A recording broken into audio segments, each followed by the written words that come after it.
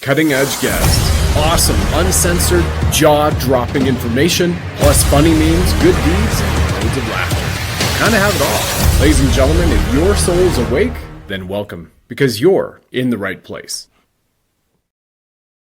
Knees of state. You divine lions and lionesses, welcome back to the Sovereign Soul Show with myself, Brad Wozni. This is the three Albertan warriors, persecuted patriots with zero filters. Pastor Artur Pawlowski and Freedom Convoy founder James Bauder return with me to confront Venezuela, Canada's wide open satanic crackdown on faith freedom and divine dissent, whether it's through Bill C-9, the gun grab, the land grab, Ottawa's cabal power machine, where the deep state regime elements across political, media, business, military, and the judicial landscapes continue to mirror the stranglehold once imposed on Venezuela, Iran, and Cuba. What's more, with nearly 80,000 Canadians executed via MAID, these are Canada's own numbers, plus taxpayer-funded grooming of kids in classrooms, libraries, and the taxpayer-sponsored mutilation of Canada's children nationwide, the end times are here. Join us for this very special show on Holy Week and share it with patriots everywhere, as CSIS and U.S. law enforcement alone have continually warned Canada is a safe haven for terrorists.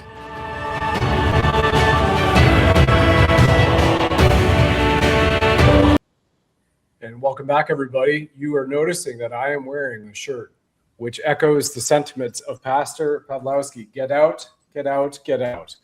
5-year anniversary of your video going viral at the street church, Pastor Artur, with all of them trying to shut you down, but they would keep the liquor stores and the strip bars open. And so thank you very much for being here. You're still deeply in the fight, and James is in exile in the United States of America, having applied for asylum, and we're still waiting to hear back. Both of these gentlemen can update you with more on their backgrounds.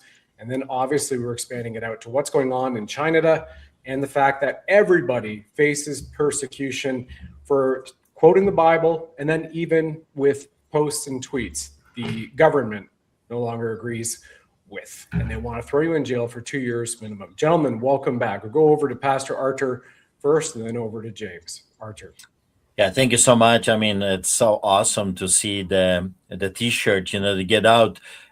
So many things happened since that moment in history that sometimes, you kind of detached yourself from what happened. And it's a good reminder, because that was an unbelievable and amazing time in history and in our lives. If you would say to me that this video is going to be viewed over 1 billion times, that me yelling at those Gestapo, which is political police, it's going to stir a movement, a global movement of hope, which I get contacted to this day of people telling me that because of the Get Out video, because of what we did, people went back to church, the hope was restored, the freedom entered their minds, their hearts, their spirits. If you would say all of those things to me in a morning of that Saturday Passover celebration, I would simply say you're out of your mind. I would not believe you. And I'm sure James can echo that with his freedom convoy, that the Canadian trackers, those timid, nice, polite, I'm so sorry, I'm sorry that I'm saying sorry, are going to trigger a symbol, a global symbol of resistance and a willingness to stand up and fight for God and country. I'm sure James would not believe you. So it's so good to be here with you again. And, I'm sure the red color on you, Brad, is triggering demons left and right. And make America great again. We need to make the world great again, because for the past 40, 50, 60 years there has been an ongoing attempt to remove what's decent, what's truthful, what's right away from the public square. And that's why we get such a mess in our schools, which of course they're not teaching our children anymore. There is very little teaching. There is a lot of indoctrination, and of course, we can talk hours and hours about what's happening. Justice system has fallen. The healthcare system has fallen. Politics. What a human manure. In a sewer canal, politics has become. Those people are being caught left and right of breaking the law, and zero accountability, no checks and balances. Our judges, most of them are just gangsters. They're just mafia criminals, and the politicians are more than happy to keep selling our country for trinkets, for silver coins. So it's good to update, the people about what's going on. I just got back from Ottawa, so I'm going to give it about to James, so he can say hi to the folks. But there is a lots of things going on in Canada, and I saw that firsthand. I was at the House of Commons. I was sitting at the gallery listening to the in quote politicians, and it's quite funny because when I entered, I guess they got the ding ding, red alert, Pawlowski's in the house, and immediately they had multiple officers assigned just to watch me, including undercover. And it was kind of flattering, James and Brad. It was kind of like cute. Okay, I still have the edge. I guess I'm still doing the right thing. If such a corrupted people are still afraid of us, that means when demons fear you, when liars, pathological liars fear you, that means you must be doing something that is right. And of course, we are to stand with truth and freedom and God, and we are to protect the most vulnerable, the children. We can talk about MAID and abortion, all those craziness that they have unleashed upon the Canadian people. But it's so good, James, to see you. I know you're writing a book. I can't wait to read the book, because I believe that your book is going to give the people the whole narration of the Freedom Convoy, which I think people do not know. There's a lot of infiltrators, a lot of cons left and right that kind of hijacked what you have done.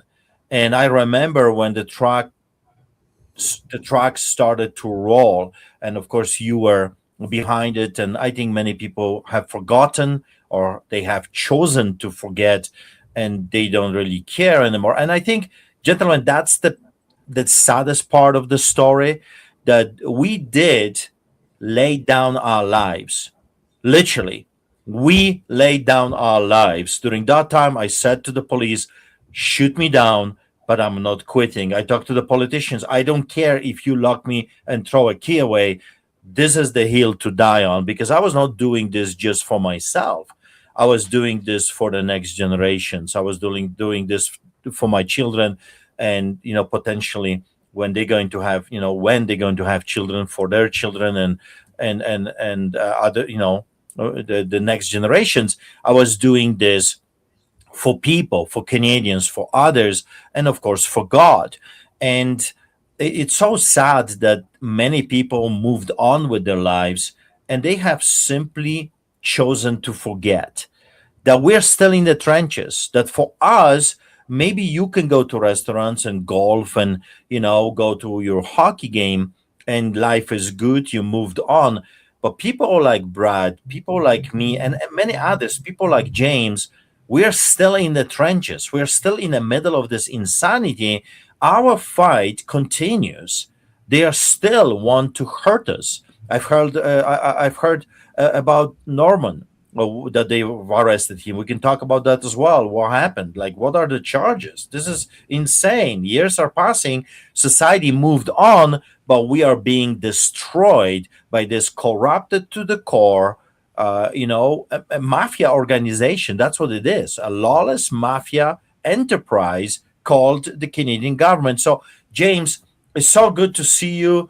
You're still in the trenches. You're still fighting. You're not losing hope. You're documenting everything that happened to you, what you have seen, how it started, and it's so needed.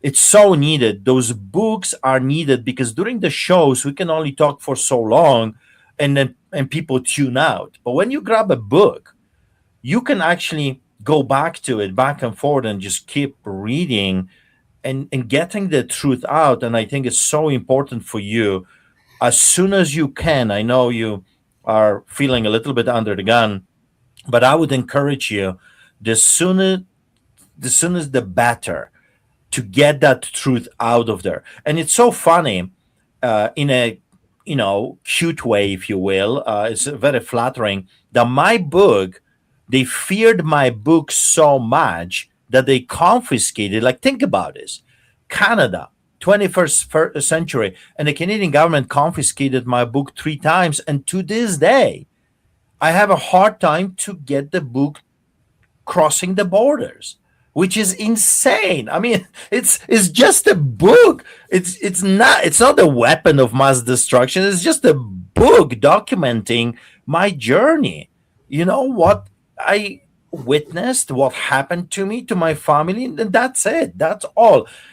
But you see, here is the thing. That's why I'm telling this to you, James, because when you tell the truth, when you bring the truth and you give it to the public, suddenly, when the truth meets the lie, the house built on lies, the whole house crumbles. That's what they are afraid of.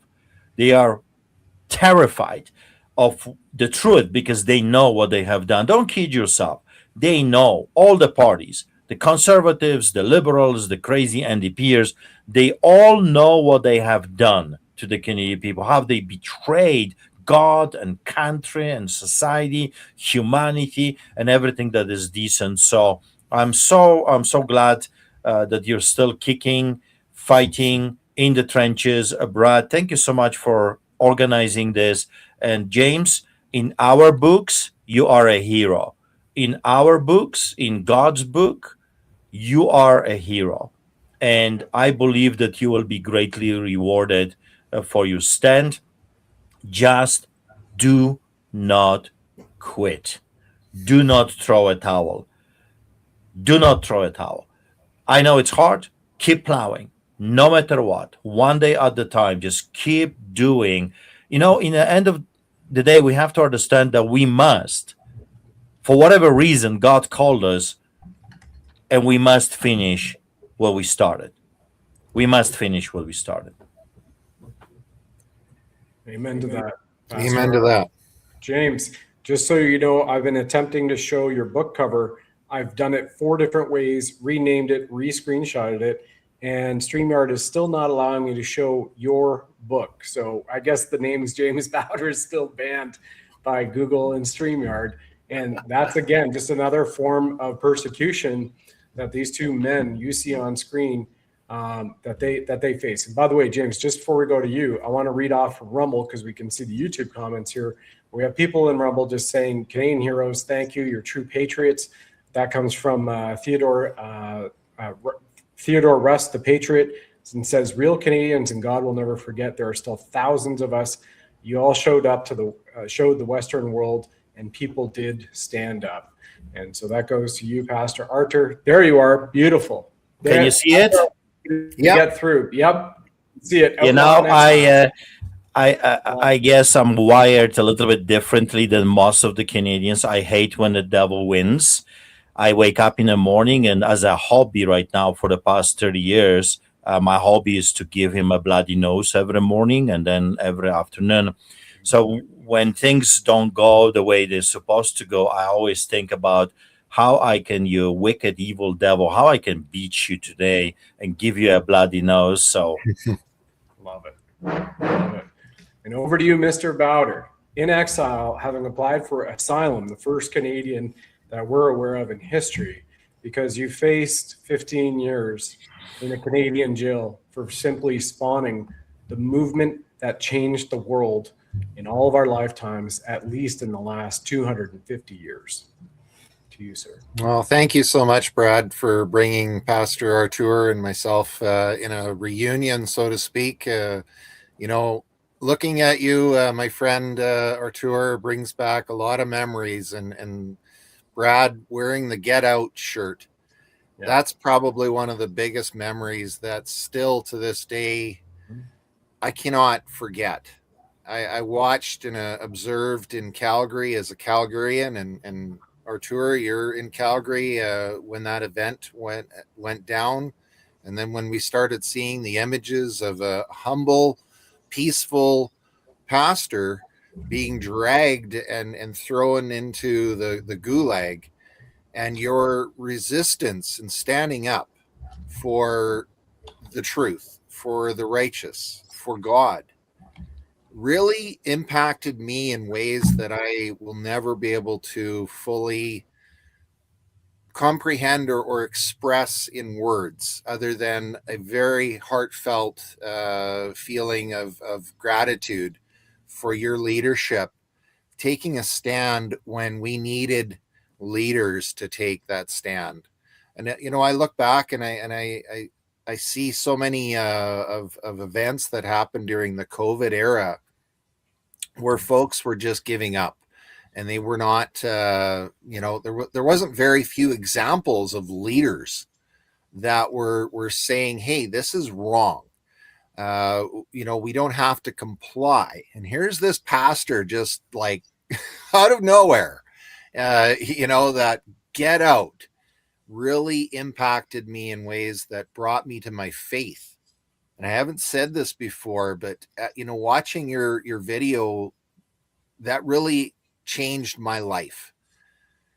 I then started looking at God as a solution, as an answer to all of all of the events that were happening in Canada and around the world.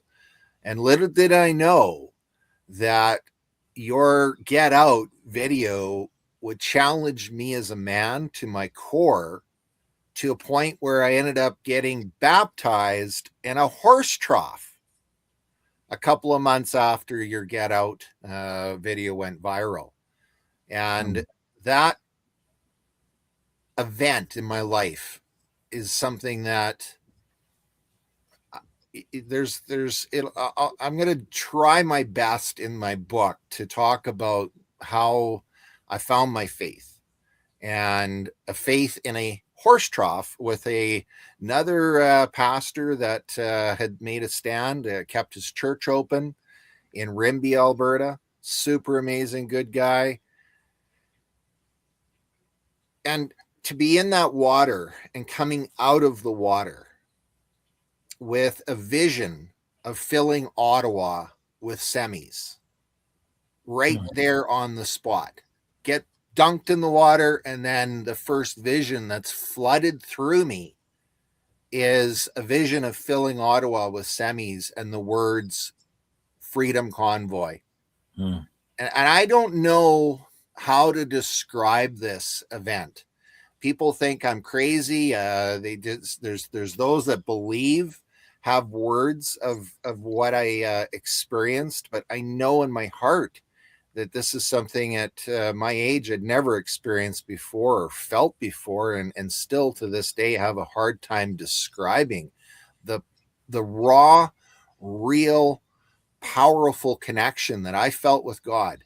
It's like he just came through me, and I broke down in tears right there in the spot, cried for a good 2-3 minutes, and I was surrounded by amazing good people that witnessed this whole thing.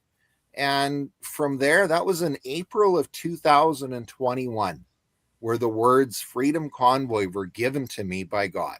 And I've always said from day one, I testified about this, is that this wasn't a people's convoy. This was God's convoy. God was waking us up, calling each of us to stand up and fight the evil that we've experienced in this world. And COVID was a pure example of letting the devil get the better of a lot of people. Yeah.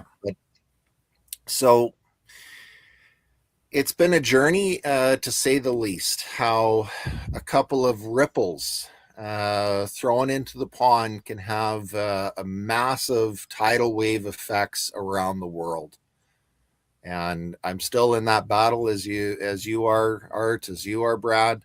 And I know others that have stood up against governments especially our Canadian government, which, growing up, I was under the impression that we were free and we had all these rights. And I was all proud of our Charter of Rights and Freedoms, and the very first sentence that I never really looked at before, which was under the supremacy of God and the rule of law.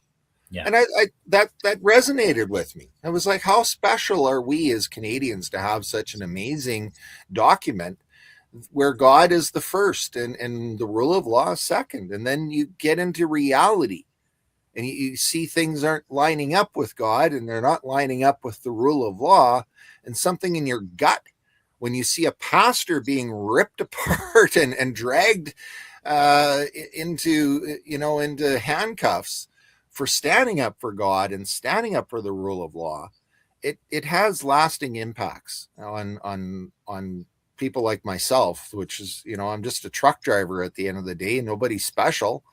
I certainly never in a million years would have seen myself on this path that I'm on right now, where I'm still fighting against a Canadian judicial system, and I will never stop fighting, because I see the light of truth that comes from being vindicated. And that's what I'm really seeking, is vindication more than anything. Under God's divine calling is to seek vindication.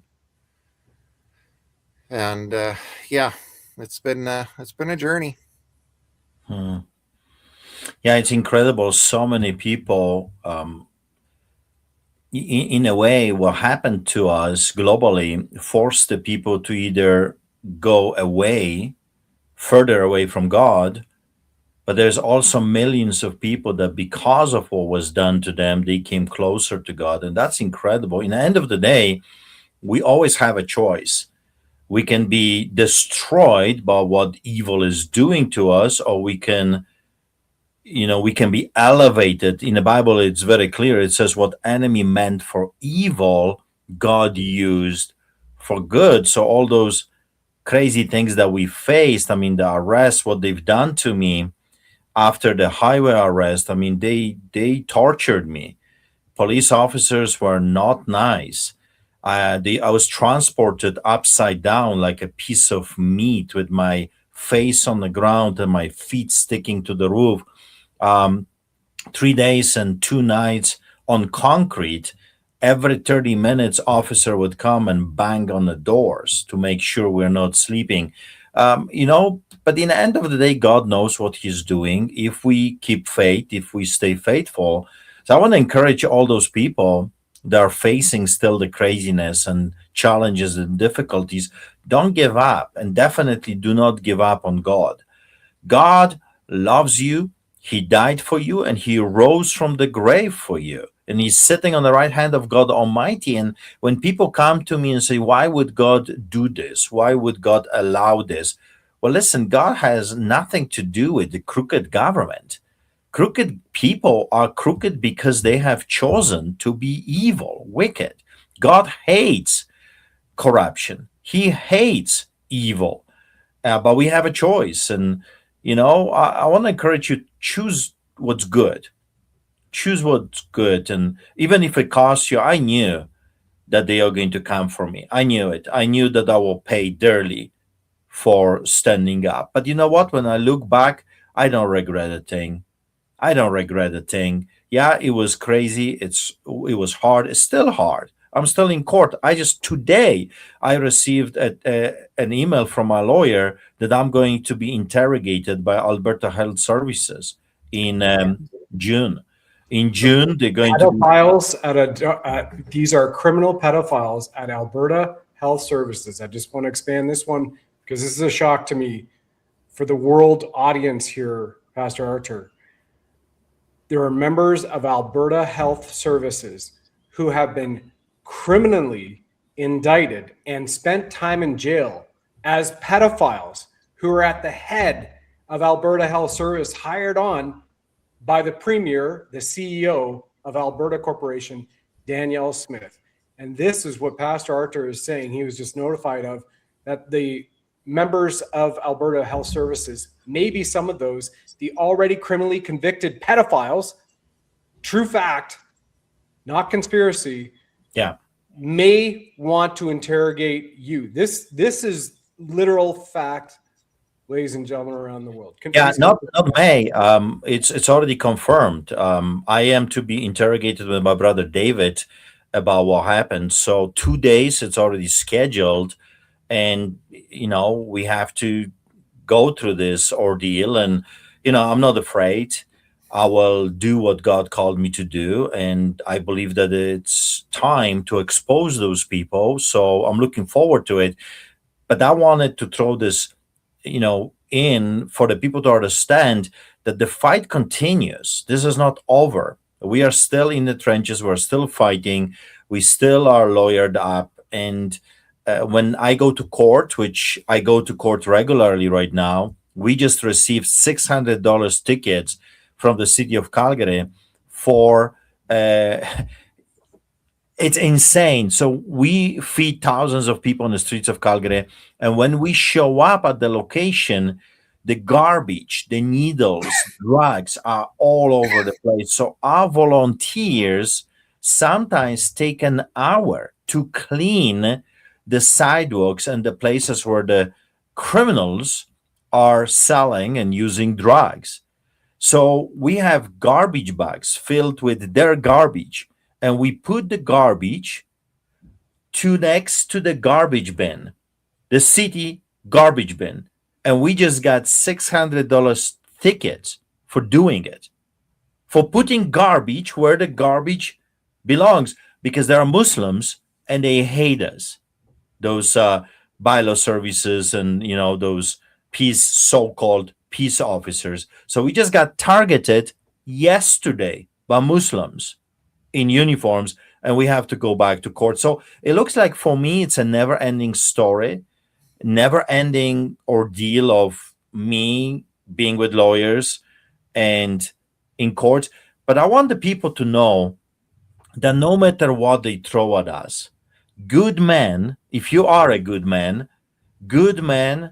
will stand up and do what good men are required to do. And that's why I titled my book, Lions Do Not Bow. Lions do not bow. We don't bow before hyenas. Yeah, we can be overtaken by the hyenas. We can be overpowered by the sheer number of wickedness, but we don't bow. We don't make, if you're a good man, you don't make pacts with the hyenas. You don't make deals with evil. You don't partner with evil. You expose evil. And that's what, Brad, you have been doing since I know you for years, faithfully, week after week. And James, oh, there you go. Praise God. You see, I love that. I love never to give do up, never give up, and get out, demon. right. That's the thing. I mean, folks, you are witnessing that you gotta be stubborn like a donkey. I always say, that I'm probably a combination of all the donkeys together. I mean, all the combined in one, because God gave me this stubbornness that erupts the people in a very wrong way. But I was wired that way. I was, Polish lion pastor. so we have to keep doing what God called us to do, and never quit, never give up. In the end of the day, we only lose when we throw a towel. We don't lose when we keep plowing for righteousness' sake. And what a crazy season we are witnessing in our lives. But you were mentioning Daniel Smith, and I'll tell you some cool stuff later on, when James is going to be able to to tell us what's happening in his life. Where is he at now? I mean, we know, but I think a lot of people don't know what's happening to him, really. And then I'll tell you what I witnessed in Ottawa, and what those foolish so-called Christian leaders are planning to do against the C9, the bill C9. And when I heard that, first of all, I had very ungodly thoughts. Okay. I had very ungodly thoughts. I'm like, God. And then I wanted to climb a table and yell and scream at them, but I didn't do it. I'm still kind of semi-civilized, so I didn't do it. But I'll tell you what I've heard from the leadership of the churches in Canada. It's insanity. Please do. James. Well, this whole never give up and keep fighting is, we're all called upon in different forms, different ways in our lifetime. Sometimes you have no choice. Your back is against the wall. And when I look back at Ottawa and being arrested in correlation to the invocation of the Emergency Act, and obviously my role in the Freedom Convoy, I would never have in a million years, back then, imagine that I'd have 7 lawyers. And had I given up, had I did what others do and what was expected of me, then November of last year, I would have been in Ottawa and I would have had to attend a trial. But prior to that, a whole year earlier in 2024, my lawyers came to me and said, James, you're going to go to jail. And it's not going to be house arrest. It's not going to be a walk in a park. You're going to be going and doing some hard jail. And in my mind, the closest that I could recall of what jail would look like would be what you had to go through, because I followed your story, Artur, and it was like, there's no darn way I'm going to go sit in a jail and be silenced and be a trophy on the Crown's mantle. What are my options? So I started praying to God. Again, the power of prayer, folks. If you ever question it and you ever need, a little faith, I've got lots and lots of faith to spare and testimonials on testimonials to provide, where the power of prayer has been answered repeatedly over and over and over since I got out of that horse trough. And I got all this news from lawyers. You're going to go to jail. We're giving you 1 year's notice. And a movie came on that changed the things. I watched on Netflix Edward Snowden. And for those that don't know about Edward Snowden, he worked for the government and he had some evidence, and he decided to become a whistleblower, and he filed, he fled USA and filed for political asylum. And I was like, why am I watching this movie just right after the lawyers told me I'm going to be going to jail? That's a pretty big clue. So I started researching political asylum, and then from there got back on the phone with lawyers, and everything else changed to a point where it was like, okay, I'm the last trucker standing for a good reason.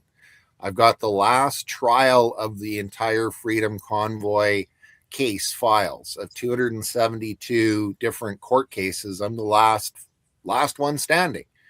And here's this solution called political asylum. And as a Canadian, it's hard to grasp, we're supposed to be free. But when you start looking at all of your brothers and sisters that have been through the court systems prior and have been politically persecuted, extreme lawfare, some cases of solitary confinement in jail, mass majority have gotten criminal records, have had to endure months and months of, paying for lawyers, and just, it's been a nightmare for so many individuals. So coming to USA and filing for political asylum is my David versus Goliath.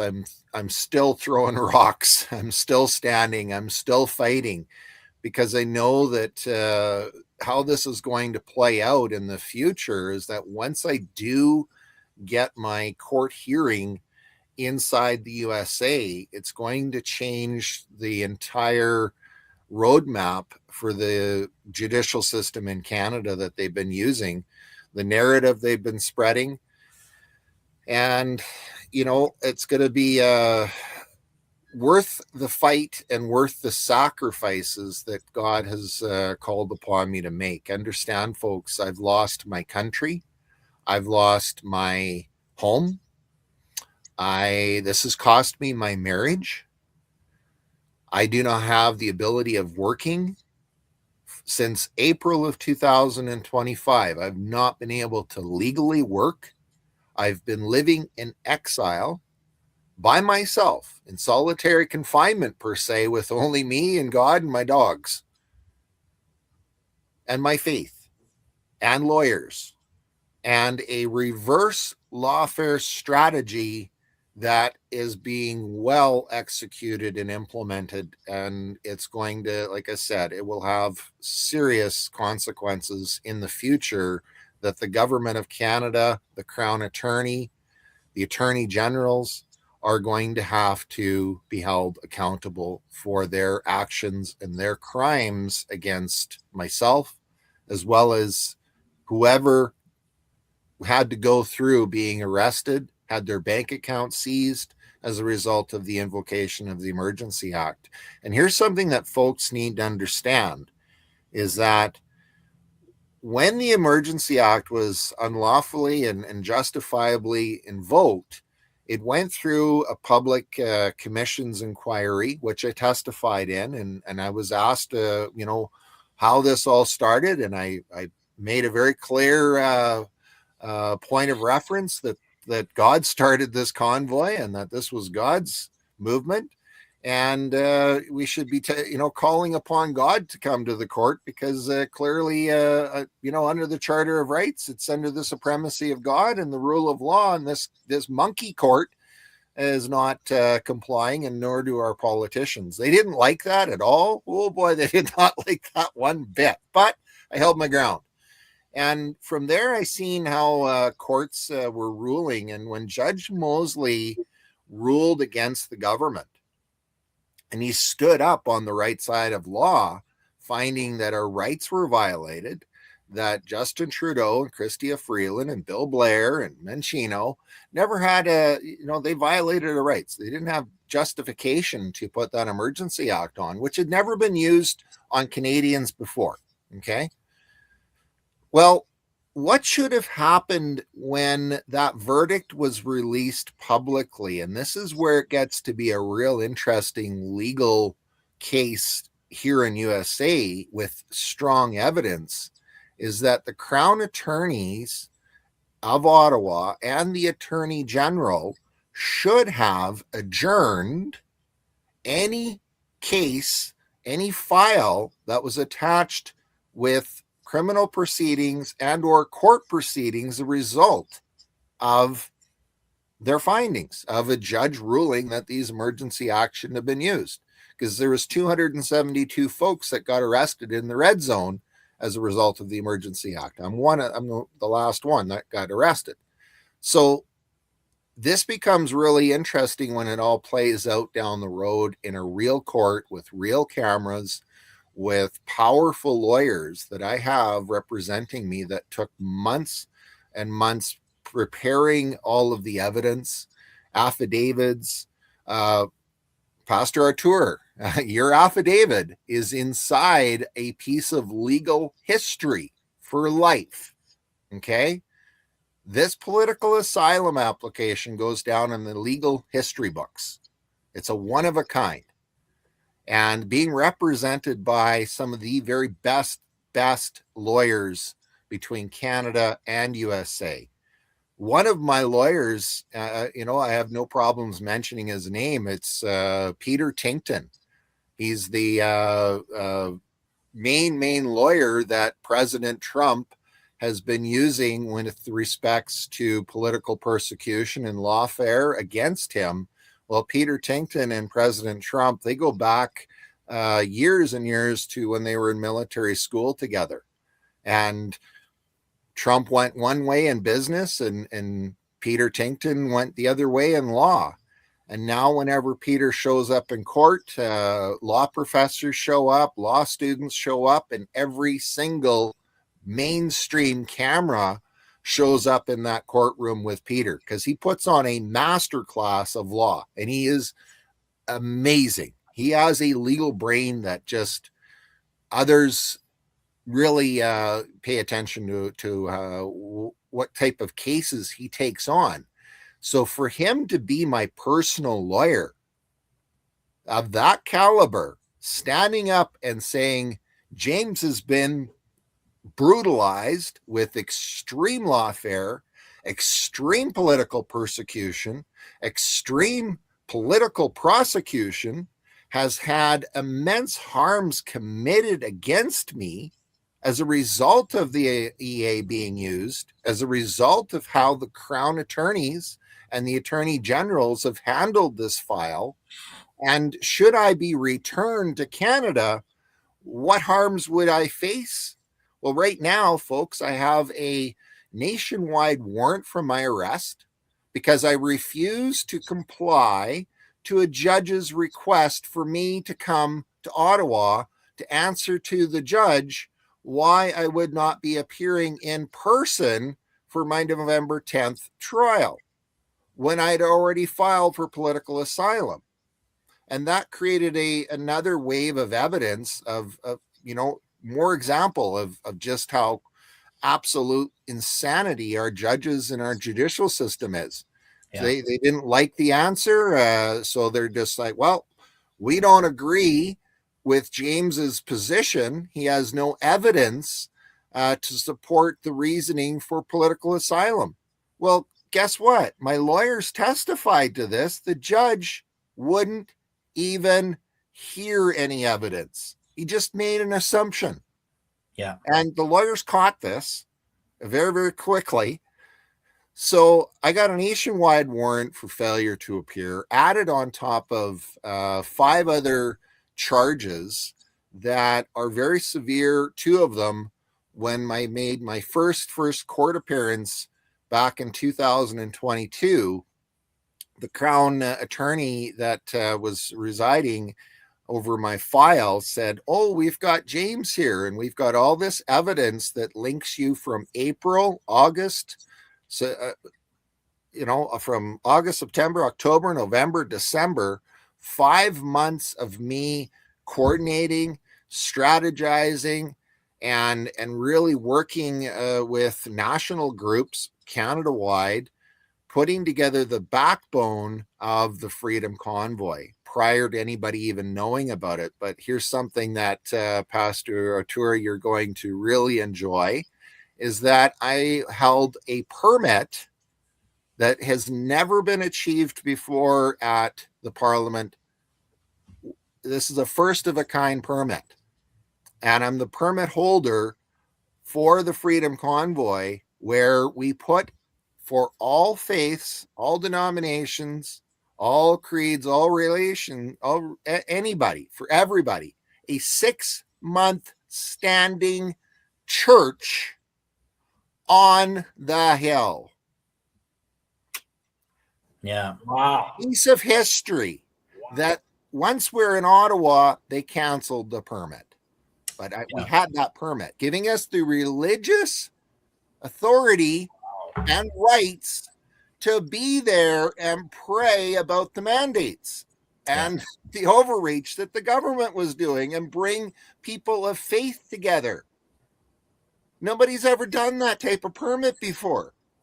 And we did. We asked pastors all over, would you please come to Ottawa and pray on Parliament Hill and lead us in prayer? So that's a little piece of history that goes down in the evidence file. So there's a lot of evidence, folks, a lot of evidence that I'm sitting on that the government of Canada does not want to get released publicly, period, full stop. They're doing everything in their power to avoid accountability. We have now Mark Carney, who has instructed his attorney general to appeal the second court ruling finding the Emergency Act unjustified. And we're waiting to see if the Supreme Court will proceed forward with letting that case go to the final level. However, at the same time, we have the Privy Council intentionally deleting records that have to do with the Emergency Act. Yeah. So this is going on in real time right now. They're deleting records that have to do with the Emergency Act. So the government doesn't want to be held accountable. There's one trucker and one legal case that changes all that because of testimonies, because of affidavits, because of videos, because of hard evidence that links it all together with real cameras, real lawyers that are outside of the Canadian judicial system that they cannot control. And that's why I'm here. That's why I'm taking this fight. That's what God has called upon me to do. I wish it wasn't me. So help me God. There's days that I struggle with all this because I like I said, I've given up so much, but I refuse to quit because I did start something. I started becoming a servant of God in that horse trough, not a leader of a convoy. I was just being a servant, and I will remain a servant till the last breath in me. Yeah. By the way, if you need my testimony in United States, do not hesitate. Let the lawyers know. I would come and I would testify what happened here, what they have done, and again, I have been ticketed over 365 tickets, over 120 court cases, and many arrests. And not just me, my brother David was arrested 13 times, and our son Nathaniel, to this day, James, Brad knows that, but to this day, every time our son, our oldest son, crosses the border, he gets arrested. That would be his 20th arrest. Every single time he's detained, let go after, but he gets arrested every single time he crosses the border to this day. So that's years are passing, but they went not just after us, they went after our children, they went after our churches. As you know, they lit my house on fire, they lit the church on fire, they tried to assassinate me multiple times. And as you know, James, I have become the first Canadian in a history of this country to be charged with terrorism for a sermon. And your story reminds me, what the Crown Prosecutor said regarding your story. It reminds me what that snake, Stephen Johnston, was saying to the judge when I was kept in metal cages in Remand Center in Calgary, solitary confinement, concrete cells, no water, no washroom, and then stripped naked in metal cages, capped multiple times. And he said to the judge, Your Honor, this is extremely dangerous man. He caused Canadian economy over $400 million worth of damages. And if he's released, it's going to be very bad for the Canadian people. This is going to be very dangerous. They charged me with terrorism, and the judge convicted me of terrorism. And a month after they took me through the ringer, kept me in metal cages, solitary confinement, they withdraw the terrorism charge and kept the mischief over 5,000. Those people, those gangsters in uniform, those mafia people called crown prosecutors, judges, and politicians, they play a game. It's just a wicked game for those people. And if you need a testimony, I can get you more testimonies for your lawyers. And I would consider this an honor to come and testify in the United States of America about what the Canadian government has done to their people and, of course, to their clergy. So if you need something like this, let me know, and I'll gladly fly over there and tell the people tell the judges the truth. So we still fight, and in a way, we are in a very similar situation because I filed with my brother David a lawsuit against the Canadian government, and we are actually suing Attorney General. We are suing RCMP. We are suing Alberta Health Services for kidnapping me and keeping me not only in metal cages, but I spent a week in a psych ward, as you remember, without evaluation from the doctors, completely illegally. I mean, imagine a sane person being kidnapped by sheriffs, shackled like an animal, put in a metal cage. I was transferred in a metal cage and then taken to a psych ward.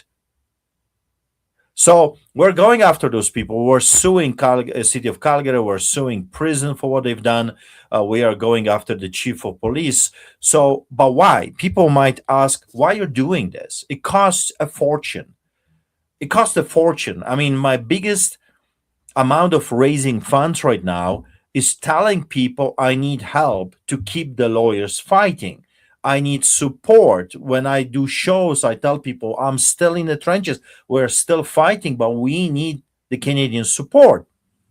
We need the world support, people that believe in justice. But the question is, why are we doing this? Why Brad is still doing what he's doing in exile as well? I mean, Brad, you're living in exile, and then now James, we have another a patriot, a lover of Canada in exile, while the good people are being replaced with the haters of Canada, haters of what's good, people that are refusing to work hard and they're draining the system.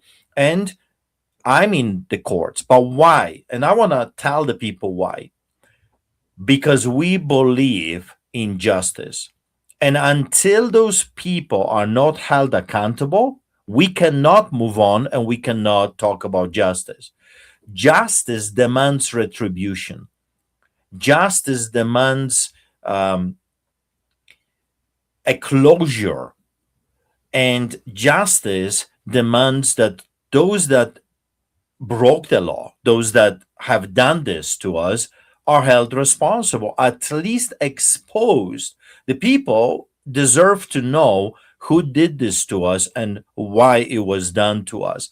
So that's why that's why we're proceeding, even though we cannot really afford the legal fees, but we're still doing it. And sometimes I'll put it on my credit card, trusting and believing that God knows what He is doing, and eventually He's going to give us this ability to keep going and paying the bills. But I believe that Canadian people deserve to know who did this to them, why it was done to them. And Canadian people deserve, our children deserve, that their fathers would stand up against this evil, this wickedness, and bring accountability and checks and balances back to our court system, back to our media, back to our political realm, because we have been betrayed. And I know that some people will not like what I'm going to say, but the reality, the truth is, in front of your eyes, we were betrayed, and we are still being betrayed by all the levels of government and all the political parties in power. We were betrayed by the liberal government. We were betrayed by the conservative government. We were betrayed by the NDP. I always say to the people, when they say, oh no, conservatives are the best and this, and Pierre Poilievre is the savior of Canada. Listen, where was Pierre Poilievre when James was bleeding, literally bleeding in the middle of our streets, fighting for our rights? Where was the Conservative Party? Where were the members of Parliament when the truckers were illegally arrested? Where was Pierre Poilievre when they were arresting pastors, when I was in the middle of the highway? Where were my members of Parliament? They were nowhere to be found, because they are not real. They're fake. They're traitors to the Canadian people. And the sooner people realize, the sooner Christians realize that those people have not represented us, they are still not representing us. It's, James, well, I don't know how many times you were arrested. I'm a little bit I'm a little bit as an expert now if it comes to being arrested.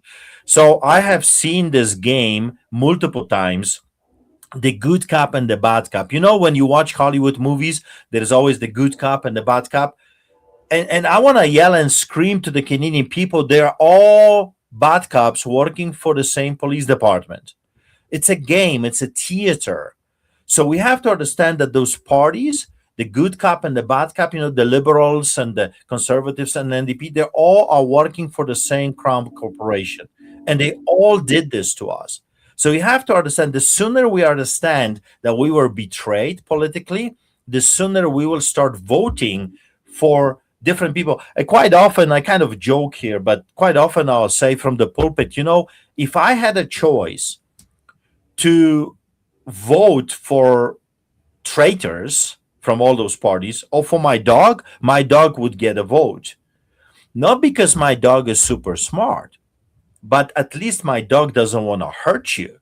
You feed my dog, and that's it. And he's a happy camper. We keep feeding the monsters in Ottawa, and they want more and more and more. Those beasts, those monsters are never satisfied. I was just in Ottawa. I just flew a couple days ago from the House of Commons. So I was there when they were passing the C9. No. C9 is directed at freedom of expression, freedom of religion. They spin it the way they want to spin it, but the truth is, this is another form of persecution. Bill C9 and other bills as well. When I was there, I was listening to the debate about the bill C8, which is the cybersecurity bill as well, which is going to infringe on our rights as well. But going back to Ottawa, it's absolutely insane how church has fallen, because the leaders in the church, during the meeting I was there for 2 days, they announced that they're going to bring to the aid. Brad, you're going to fall from your chair. Okay, I hope you grab yourself, because you will be shaken at this moment. Okay, it's an earthquake. The church leaders announced publicly that they are working with a person that is going to save Canada, the person that will save us, and they are bringing that person to the church for that person to fight for our rights. And that person is, are you ready? Daniel Smith. Wow. So the one who is pushing MAID, euthanasia, where they have murdered, by their own reports in Canada, nearly 80,000 Canadians. They stopped reporting in October 2024. By that time, it was 74,654 have been executed by MAID in the hospitals across Canada. She's pushing it. She has pushed Dr. William Mackis down to Florida, threatened his family. She has allowed actual criminally prosecuted pedophiles to rejoin and be employed at Alberta Health Services. And she is the one that also allowed you and the Coots Four to languish in prison, as well as the RCMP, which has all been verified, everybody, in court filings and FOIA requests that set up the Coots Four during the Freedom Convoy, which is where Pastor Arthur was giving the Lord's Supper, praying, and then providing a sermon at the Coots-Alberta border crossing into Montana during Freedom Convoy. And then that's when this man was arrested, taken down, and charged criminally with domestic terrorism, the first ever in the province of Alberta. And Danielle Smith, the CEO of the Alberta Corporation, allowed that. And now what you're saying, Pastor Arthur, is that this demon, this psycho, absolute psycho, that is satanic, what is being allowed to go forward and to propagate, is the one that the churches are bringing forward to save them. To me, that's just like saying, let's go bring the devil in here to save us all. Yeah. 100%. Can I weigh in on this? Sure. Our churches have not learned. They have not learned anything with respects to what happened during COVID and the calling of, where is your faith? This is what really got under my skin back then was very few real pastors were preaching to their flocks. It's like, let's follow the government. Let's do what the government tells us to do so that we can continue with our corporate non-for-profit financial statuses and protect our financial statuses for our churches. And the hypocrisy is what I see in all of this, is that there is so many churches and so many church-going people that are living a lie, that are hypocritical, and the church body as a whole has just completely become one big hypocrisy. And it's disgusting. It needs to be called out. And if you're a real Christian, you do not need to go to a church to support the hypocrisy. You need to have a relationship with God, full stop, under the supremacy of God and the rule of law. That's it right there in a nutshell. And your faith should be very, very clear that God will provide. If you pray, God answers you. So where was all the praying going on to protect church-going folks? And here we have more examples of tyranny happening. We have more examples of how the government is increasing its agendas to completely control the population of Canada. And where are the churches? Where are the church leaders? They're like, I'd like to see them. Yeah, they're in bed with the people like Pierre Poilievre and Smith. I played in Ottawa to those so-called leaders. I played the video of Pierre Poilievre talking about abortion. I don't know if you guys have an opportunity to watch it, but it's absolutely sickening. He says, "I guarantee you, when I'm going to be the prime minister, that we will," I'll paraphrase, that we will keep slaughtering children up to 9 months. There will be absolutely no protection of children, no legislation, nothing up to 9 months. He says, "I guarantee you that women will have the right to do whatever they want to do it with their bodies." And he says, "I guarantee you this when I'm going to be the prime minister." And yet the Christians, so-called Christians, want to vote for this guy. And they did vote for him when he was running last year to get his seat at the House of Commons. Also, it's quite a fascinating thing if it comes to Daniel Smith, because Daniel Smith came right after Jason Kenney, that locked us up like animals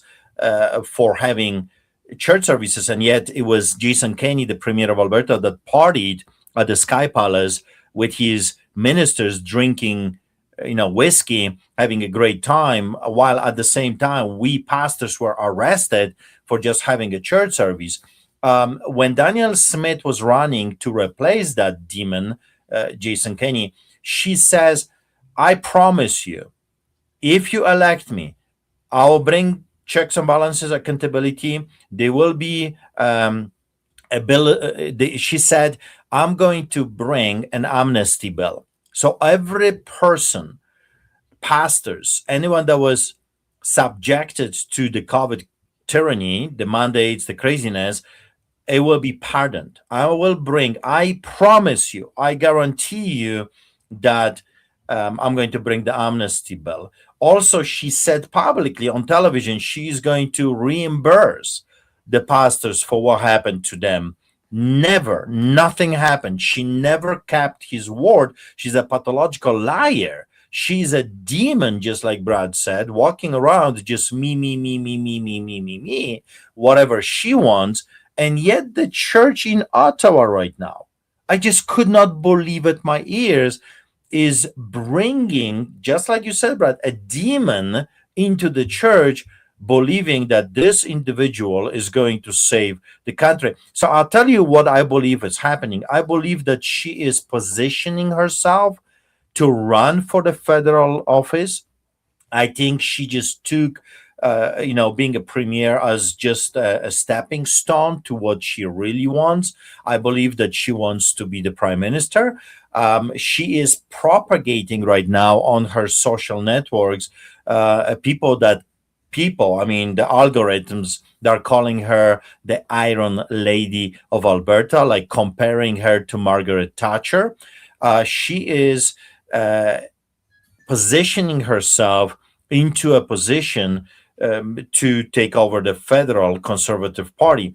And the stupid, brainless churchgoers and the church leaders are embracing that and are enabling this pathological liar. And there's so much more, Brad. She is still jabbing children 3 months young, even though 2 years the doctors have given her a report that the jobs are hurting children and elderly. Those doctors said to her, Archer, the Alliance of Indigenous Nations, passed it and said unequivocally, with all of the proof, that the COVID-19 vaccines are biological, radiological, chemical, and neurological weapons of mass destruction. And that was brought forward. That's been passed. That's also in international law, and it's been proven elsewhere. So we have the largest genocide on the planet of our time via those jabs, which are still being administered to children today under the reign of Danielle Smith, all the other premiers, all the other, even governors still in the states that haven't turned yet or haven't been taken out from a lawful standpoint, being arrested and then had their war crime tribunals, because these are war crimes which are going on. She is propagating that. Yes. And those people who are supporting a war criminal are very much themselves war criminals.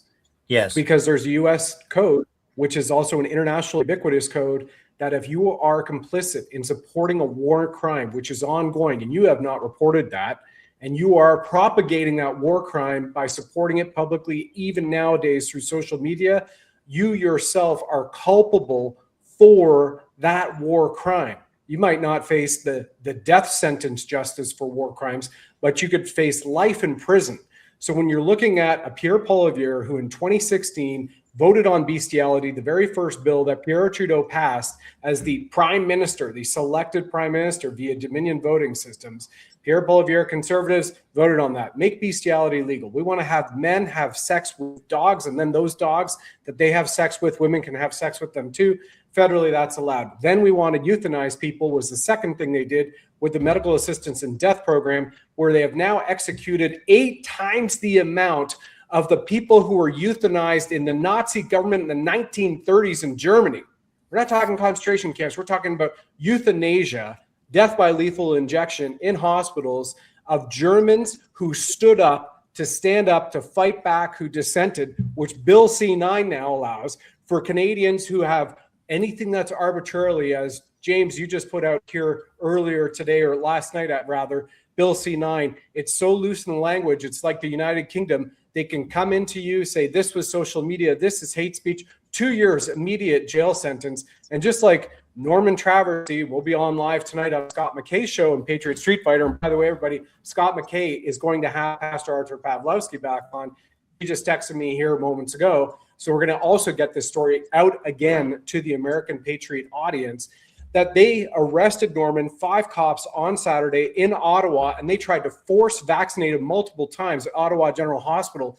And it was only because Norman stood and said, in solitary confinement for 7.5 hours, a 70-year-old man who is living on the streets of Ottawa at the grace of the Swiss Hotel, but he has no home anymore, no bank accounts. He has all of everything that he owns in a Food City Loblaws bag, a plastic bag. That's all he has right now, and the clothes off his back. 7.5 hours solitary confinement. They tried to force vaccinate him, and he said, "This is Nuremberg code. I have denied this. I am not going to take your vaccines, any jabs, any biologics inserted into my body, or any battery of medical tests."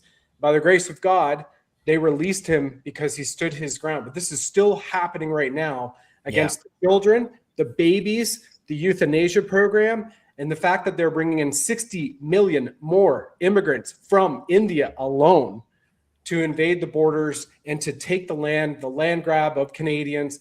It's just all there. And you have CSIS and the FBI and the Department of Homeland Security and other U.S. governmental agencies who have continued to call out, even as late as last Wednesday, March 25th, 2026, that Canada is harboring terrorists, supporting terrorist networks, and they just had to sanction a company in Vancouver, British Columbia, for funneling over $100 million to the Hezbollah and the Hamas.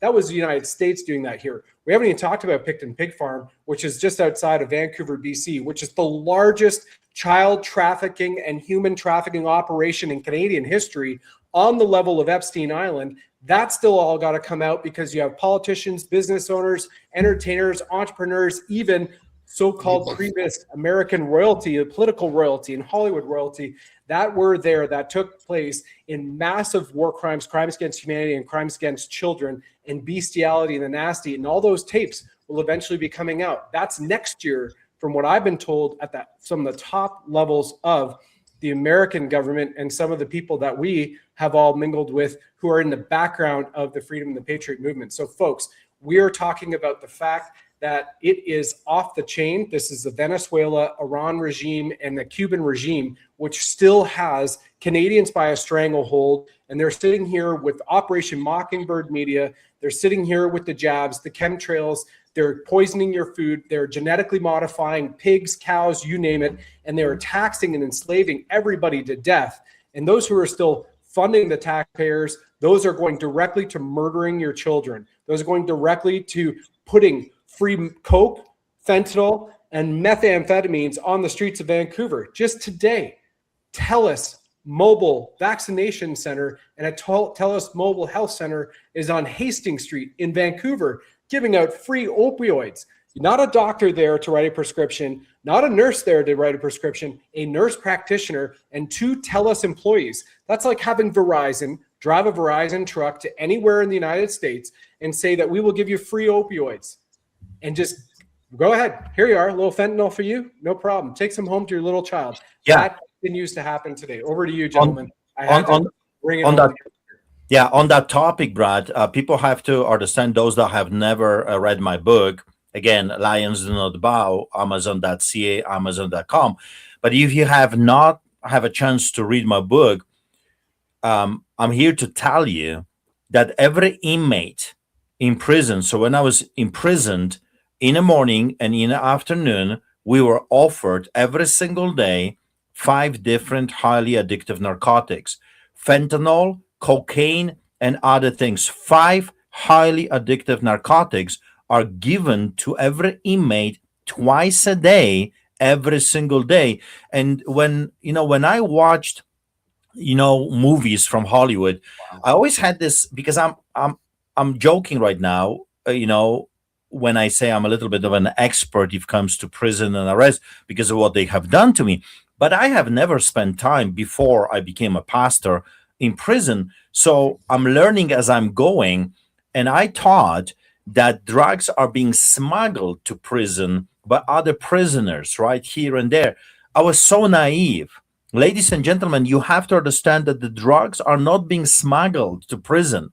They are being brought to prison by guards and nurses every single day. Those people are being dragged. I work with the homeless people on the streets of Calgary, and guys, thousands of homeless people were murdered by the Canadian government. Thousands murdered. Every day we have agents of the government giving free fentanyl to the homeless people. Let this sink in.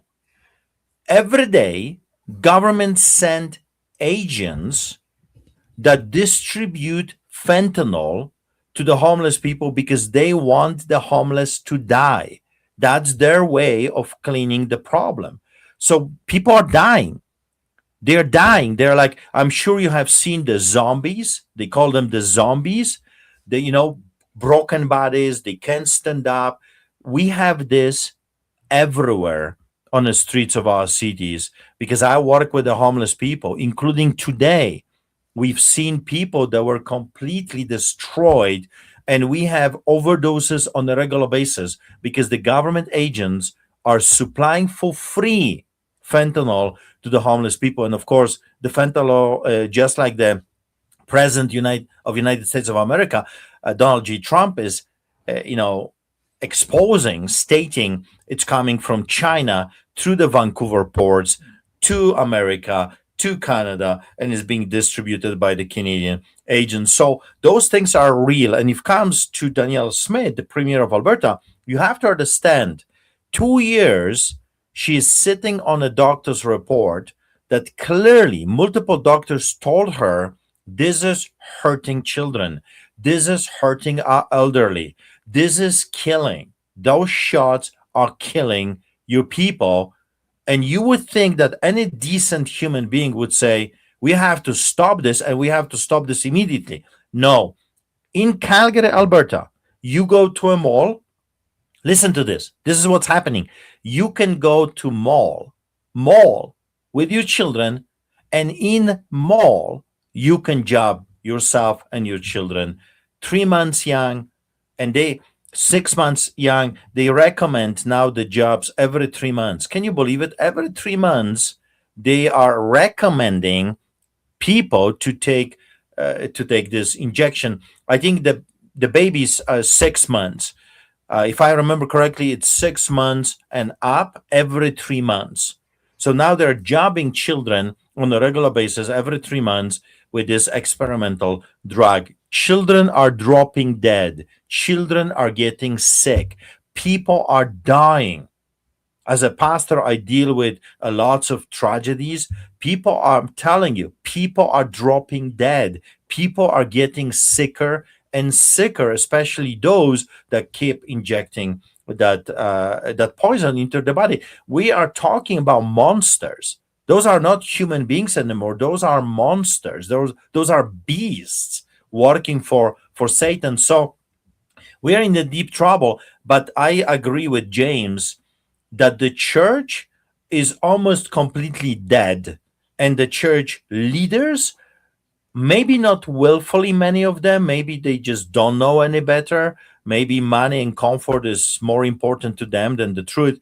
But the church, in a global church, Canada's church, is almost completely dead. And they are now thinking of partnering with a beast, with a monster from Alberta, to save Canadians, to save the church. And I'm sitting there, I'm listening. I turned to my friend. I said, "Are you hearing what I'm hearing? Because this is insane. This is a total insanity." And she says, "I know, this is insane. What those people are doing is evil. It's evil, but they're doing it." So I would not be surprised if Pierre Poilievre wins, because they are continuing this betrayal. People have to understand that the Conservative Party, it's the Conservatives that signed us into the WEF. It was not the Liberals. You have to understand it was Stephen Harper that brought WEF, which is World Economic Forum, which under that umbrella, millions of Canadians were hurt. Millions of Canadians were hurt because of what the Conservative government did, not the Liberal government, Conservative government. Then your savior of Canada, Pierre Poilievre, is the same one that signed us into the Paris Accord, the climate accord. It was Pierre Poilievre that did it as a minister and brought the carbon tax into Canada and all that garbage, that big fat climate lie. And yet they are viewing those people as saviors. And I'm telling you, gentlemen, sometimes I have a hard time to articulate my frustration with the Canadian people, and especially the churchgoers. Why can't you see it? Why I, an immigrant with a broken English, can get it and you can't? That's my question to the Canadian people and the churches. And the only answer I can have for that is that they have sold the truth for comfort, that the churches and the Christians and the pastors have willfully betrayed Jesus like Judas Iscariot for a silver coin. Yes. In other words, they prefer the restaurants, they prefer hockeys, they prefer golfing, and they want to keep it at all costs, that the truth is being pushed as a secondary thing. Faith is pushed as something like an addition, not the core of the foundation of our lives. And what that tells me, guys, is that we are heading for a second test. I always said it. I said it for years that the COVID era was a test. God was testing the church. He was testing our humanity. Out of the COVID era, we could clearly see who is who in the zoo, who is a beast, who is a sheep, who is a goat, who is a wolf, who is a human and who is just a psychopath. We could see clearly. But I believe that the second test is coming. I believe that God, because of his mercy, is going to allow us to go through the second test. And he's watching and he's hoping, like I'm hoping, that we will pass the second test, because if we will not, I think we're going to lose our country. Canadians are heading for an economical disaster. I believe that the second test is attached to finances. I believe that Canadians are going to lose properties. They're going to lose their houses. They're going to lose their perks. In other words, they're going to lose the very thing that they took when they were selling Jesus, God, and faith and neighbors. They're going to lose that silver coin, and they are not going to be able to spend it. So, I would say to the Canadian people, brace yourself for impact, because you are about to be touched in a very powerful way. And only the people like James and Brad and others that are actually standing with the truth, willing to pay the price for the truth, are close to God, are going to be protected. I believe we're heading into a scenario of Joseph, the famine, and the Goshen. I believe that those that were faithful are going to be protected by God, and kind of like a individual Goshen. Goshen, for those that do not know the Bible, is a place where Israelites in Egypt were protected, where they were flourishing and they were well taken care of. And the rest of the country, I think it's going to be a disaster after disaster after disaster. And rightfully so. I think we as a society deserve this flipping of the tables, because look at us. Brad talked about abortion, maid, drugs, corruption, no accountability, crooked judges, crooked crown prosecutors, crooked law enforcement agencies. I mean, the list, teachers that no longer teach our children, but willfully indoctrinate our children, economy, banking system, everything is crumbling in front of our very eyes. And I think that God is going to allow circumstances to come to us so we would, in a way, when you're hurting, you look up, you're seeking God. And I think God is bringing a season in Canada where people are going to be hurting, not to be destroyed, but to realize we have walked away from God and it's time to look up. Yeah, most agreed. And there are the few as well, Pastor Archer, that are standing up and taking measures and means in their own hands. Like we have the Republic of Alberta Independence Movement that's actually also on our thumbnail, because they're sitting here going, we will have a sovereign nation, a constitutional republic, Jeffrey Rath, Mr. Wilson, the others on here. Oh, look at that, just getting hit right now. Isn't that so surprising?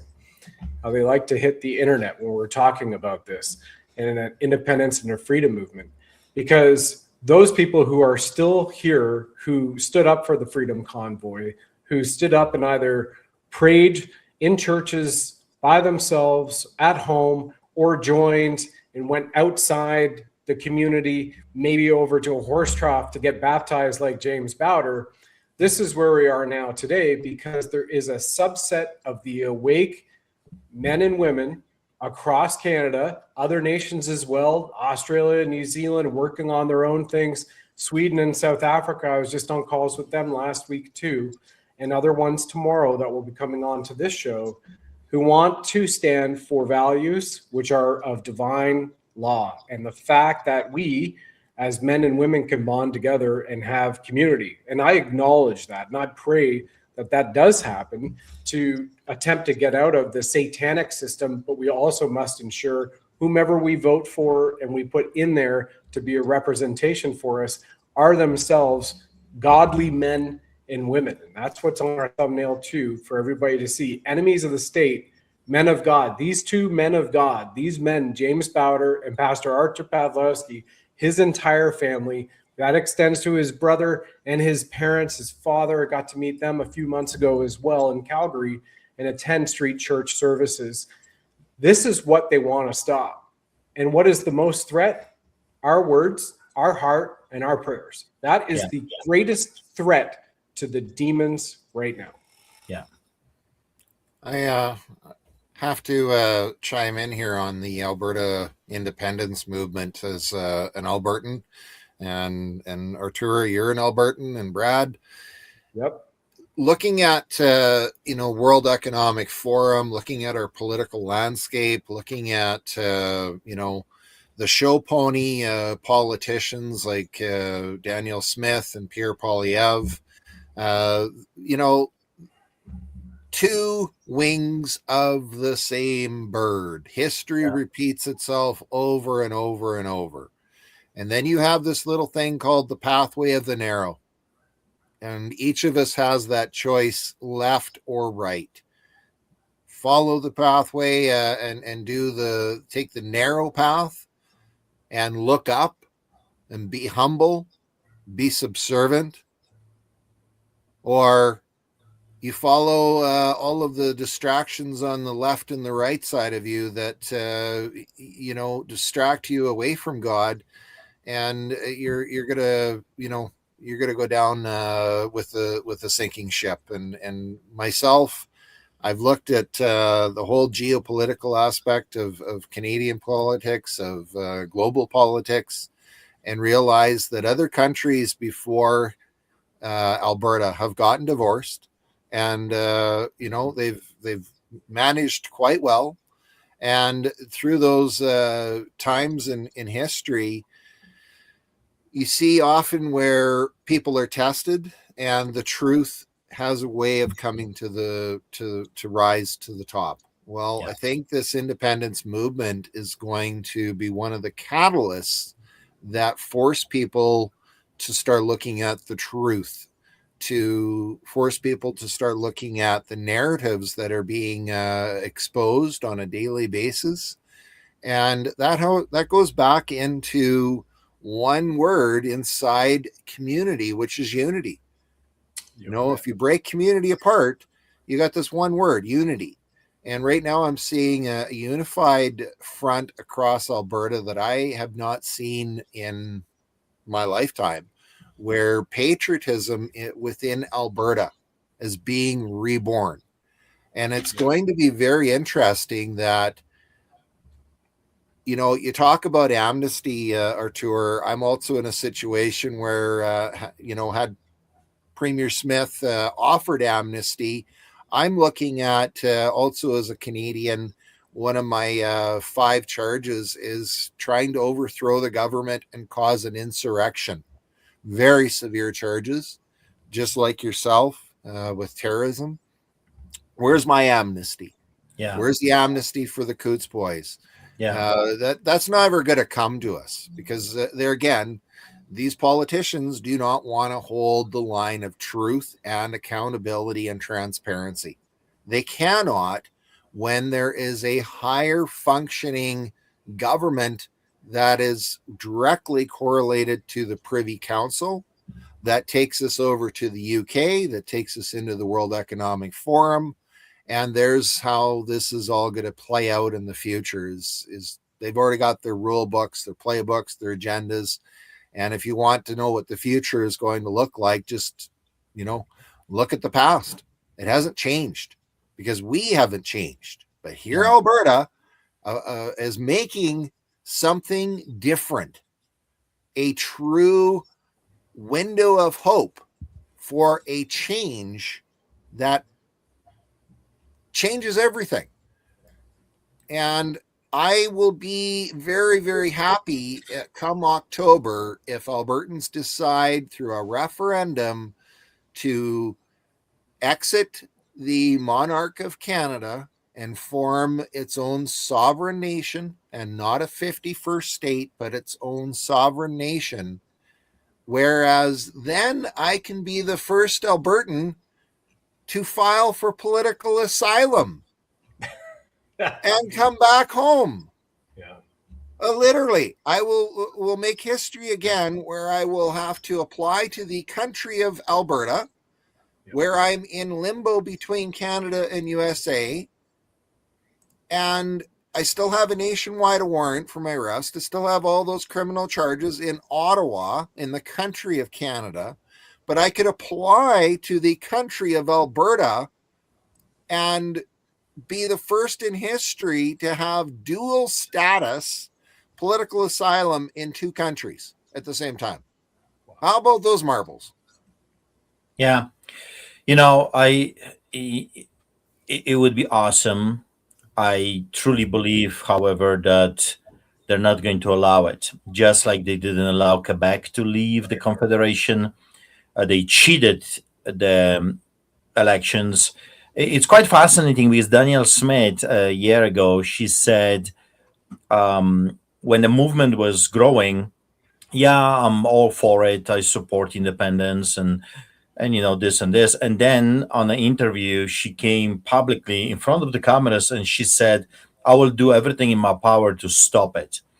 And so I believe what is going to happen is, even if they will allow a referendum vote, even if that will happen, let's say it's going to happen, there will be enough votes, which I believe we will have enough votes.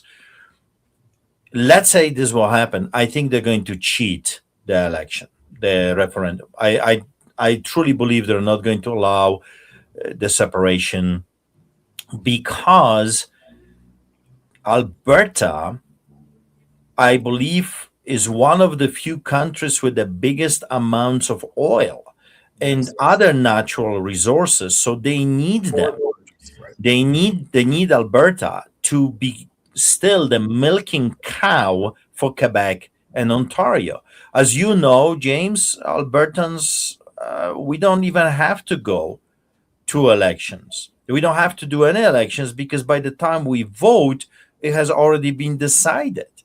By the time we go to our polls, it's already done. Ontario and Quebec decides everything. We don't stand a chance. We have no voice within the Confederation, zero. So I think they will rather assassinate you than allow a referendum to succeed. That's my personal opinion. The only solution I can think that can actually work in this situation is if the movement of the independence and the referendum would bring God at the center of the movement, in the middle of the movement, which is not happening. Unfortunately, I was told even that they don't want God in the middle of this. That's why you don't see prayers. You don't see. That's why I have never been invited even to come and speak, because I was told, with me, it's too much God, it's too much Jesus, and they don't want that. So I think it's not going to succeed as much as a lot of people would love to see something like this.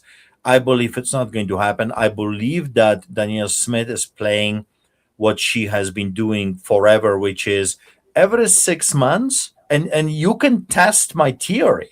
I have been observing how she operates when we were together in a Wild Rose party that she betrayed and crossed the floor and destroyed the party completely with other MLAs. But she did it as a leader of the Wild Rose party, like Judas Iscariot. So she did it then. She's doing again. Some people just don't change, and definitely she has no capacity of changing because she rejects God. But every about 6 months, what she does, she brings a good thing, a good news. She does something good, or she says something good, and then she backpedals. So, for example, just give you a few examples. She says, let's amend the Bill of Rights. Wow, that's a good thing, right? Let's have a stronger Bill of Rights. And then she inserts a Section 1. And James, you know, and I know that the Charter of Rights and Freedoms is a beautiful document, but has Section 1. Therefore, it's worth less than toilet paper. I mean, literally, Yep. Charter of Rights and Freedoms is worth absolutely nothing in this country. It's a useless piece of paper, not even worth toilet paper. So that's what she does. But people don't know because they don't read the document. So they think, oh, she's awesome. She's for freedom. Then parental rights.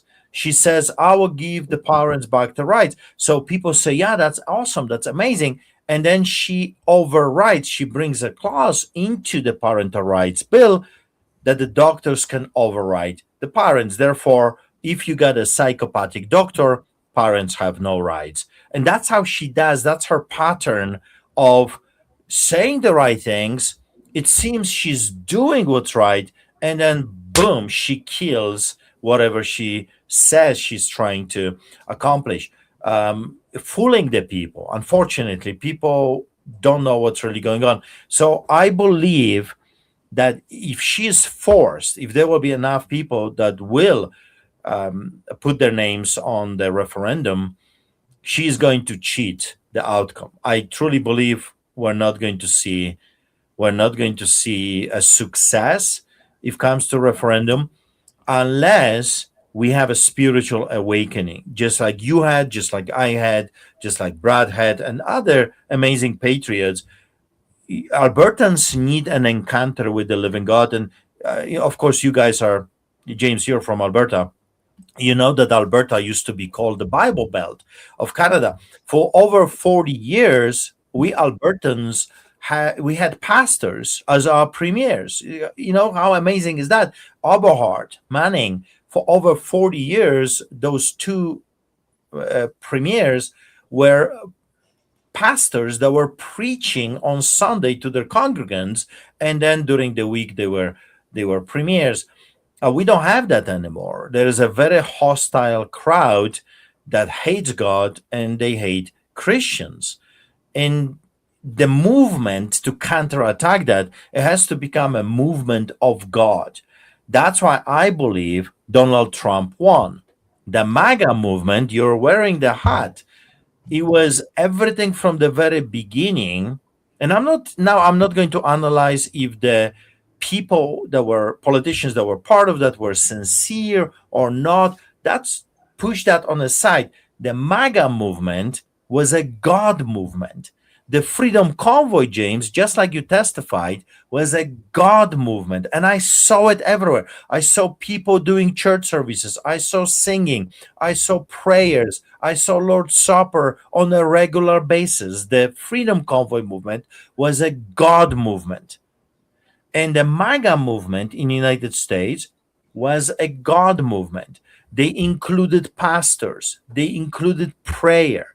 They talked about God. They talked one nation under God. They were not ashamed of their heritage of God. I just don't see that in the referendum movement and independence. Unfortunately, until that changes, I just don't see much hope in that referendum. We need God in the middle of this because we are fighting demons, just like Brad said. We are fighting very powerful, not only powerful organizations, powerful spiritual entities. The Bible calls them, the principalities in high places. In other words, big demons, big evil. And to counterattack that, you need help from God because we can't do this in our own strength. It doesn't matter how much people we have. It doesn't matter how much money we can raise. In the end of the day, if God is not in the middle of it, helping us against those entities, we're not going to succeed. We're not going to win. So my prayer is for the movement in Alberta, do what Americans did. Do what the MAGA movement did. Include God. Don't do any meetings without prayer. Worship, sing, humble yourself. Invite God, because the Bible says that God is God of liberty. Where the Spirit of the Lord is, there is liberty, the scripture says. So God is God of freedom, right? Whose Son sets free is free indeed. So bring God. The moment you invite God into whatever you're doing, when he shows up, he comes with prosperity, he comes with healing, he comes with freedom, he comes with strength and power and truth. So that would be my encouragement to the movement in Alberta. Bring God to the movement. Let it him be a center of the movement, and then I would believe that is as a powerful success that will, be ahead of us. Until then, James, I just don't think it's going to happen. Sorry. I don't believe that they will allow the referendum and independence to happen unless God steps in and helps us, just like he did in your life. You're still alive. I'm sure they wanted to destroy you. I'm still alive. They hired assassins. They lit my house on fire. I mean, come on. And I know that, Brad, you face some crazy stuff as well. It looks like everyone and anyone that dares to speak the truth, it becomes a target. So Donald Trump, in my opinion, is still alive because he allowed God to be part of what he's doing. That doesn't mean that he's born again, fired up believer, James. I'm not saying that he's, a preacher right now. We all know Donald Trump, who he is. But he acknowledges God. He invites God in everything he's doing. When I was in Washington, D.C., I was invited to Washington, D.C. A few months ago to represent Canada. And I was, the same time I was there when Donald Trump declared that in May, he's going to rededicate United States of America back to God, one nation under God. Wow. So they are on the right track. They are actually trying to include God in their affairs. I just don't see that happening here. My question that I would have to ask either Artur would be hypothetical. We have a victory in October where the votes are counted and tallied. I already know that that referendum will proceed forward. So between here and October, the conversations that I'm not seeing is the correlation of how the new constitution will be ratified, formed, developed, and where is the church body of church leadership in that conversation coming forward and saying, hey, you have a constitution here. You have this Canadian Charter of Rights under God and the rule of law. Well, we pastors in unity would like to present our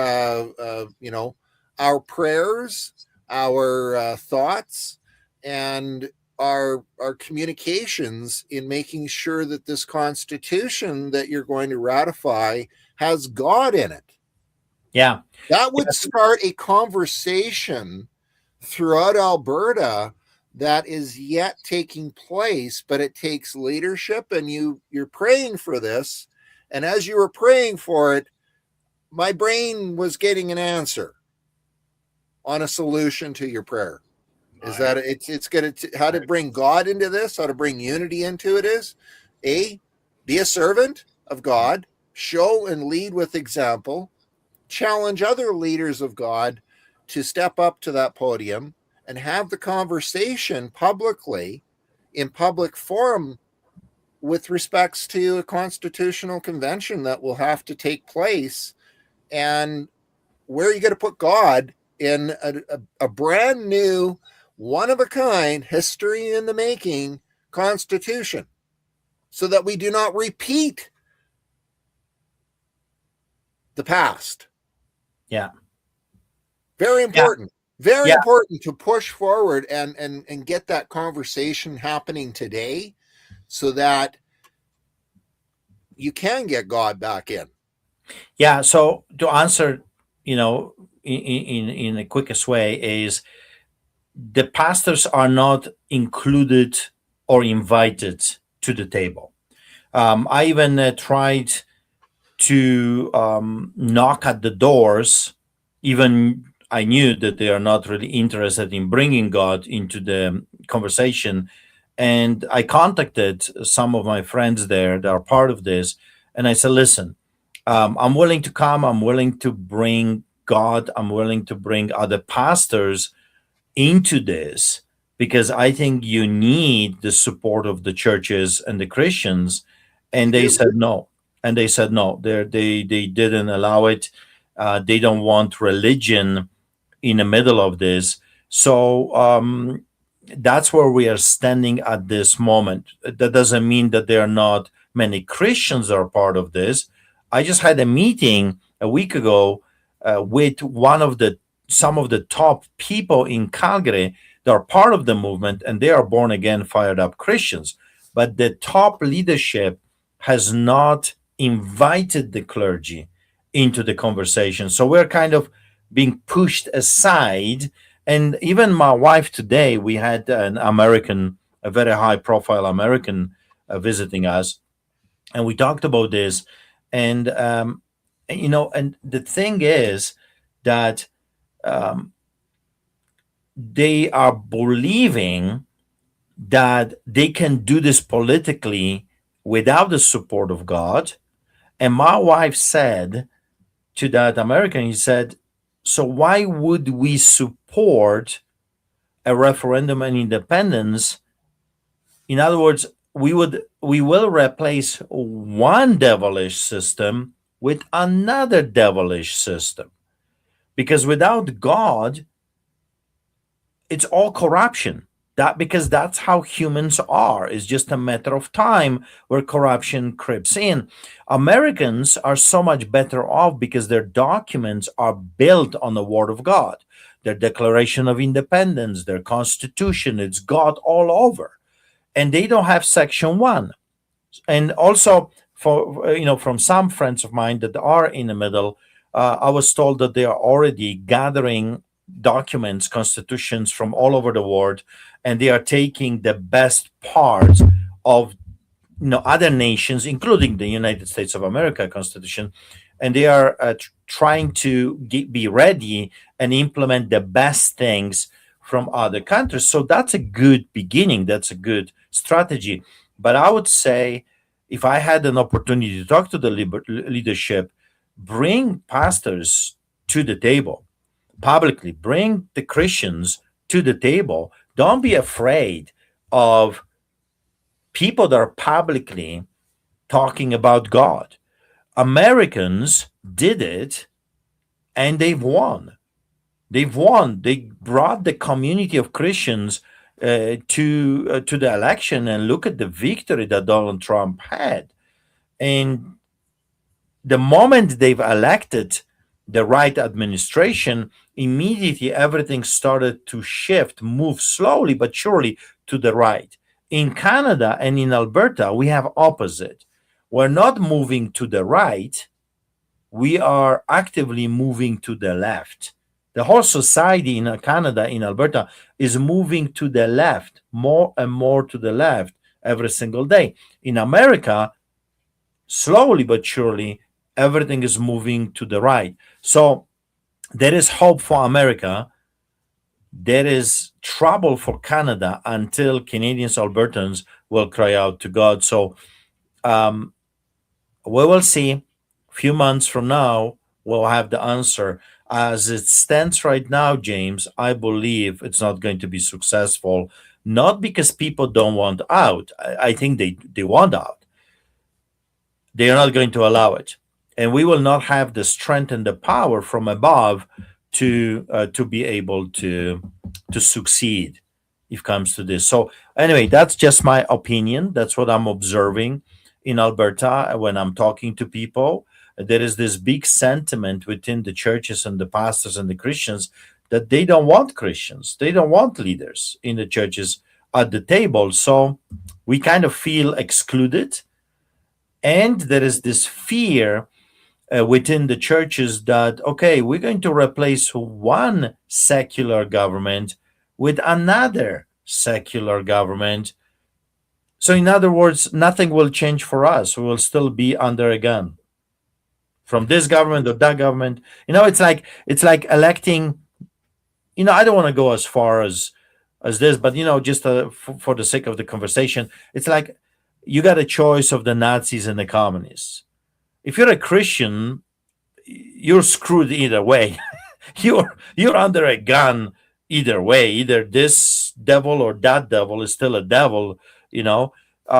So that's what I have been observing. And I talked to some leadership in Calgary that is, high up in Calgary, not the whole province, and they say the same thing. It's very hard.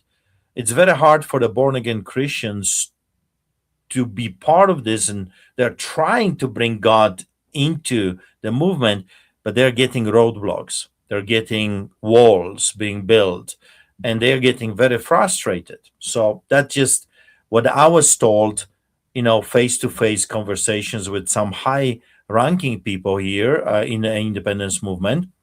And I know, as you know, James, just like you, I know lots of people within the freedom movement because of what we have been doing for the past few years. And this is what is coming back to me on a regular basis.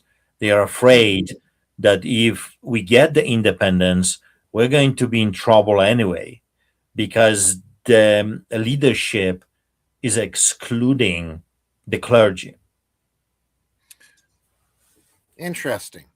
I would say that you don't need their permission at all to have conversations. This is grassroots movement, and right now we really don't have defined leadership. We have influencers, just like the Freedom Convoy, which was under and birthed under God.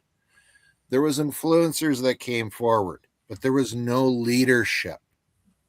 And right now, what I'm seeing across the board in Alberta is there's a lot of different opportunities for town hall meetings where leadership makes itself present with its actions and in their words.